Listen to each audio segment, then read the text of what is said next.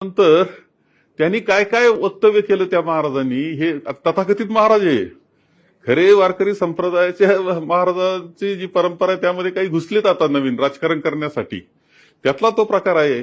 आणि त्यांनी त्यानंतर जे केलं तर कुणीही त्यांचं कीर्तन थांबवलेलं नाही, कोणताही हल्ला त्यांच्यावर झालेला नाही, कोणत्या गाडीची त्यांची फोडतोड झालेली नाही. हे तुम्हा सगळ्यांना सुद्धा पत्रकार मंडळी तिथं होती ते मला सगळ्यांना माहिती आहे. परंतु या खोट्या नाट्या केसेस करणं हे सगळे उद्योग सुरू झालेले आहेत. आणि हे माझं मत असं आहे की हे इथले लोकप्रतिनिधी असतील नाही ते हे महाराज असतील, हे खरे म्हणजे कोणाच तरी हाताचं खेळणं बनलेलं आहे की या तालुक्यात अस्वस्थता निर्माण करण्याकरता म्हणून. आणि हे महाराष्ट्रात असेच वक्तव्य करत फिरत असतात, ही वस्तुस्थिती आहे. नंतर त्यांनी काय काय वक्तव्य केलं त्या महाराजांनी, हे तथाकथित महाराज आहे. खरे वारकरी संप्रदायाच्या महाराजांची जी परंपरा आहे त्यामध्ये काही घुसलेत आता नवीन राजकारण करण्यासाठी, त्यातला तो प्रकार आहे.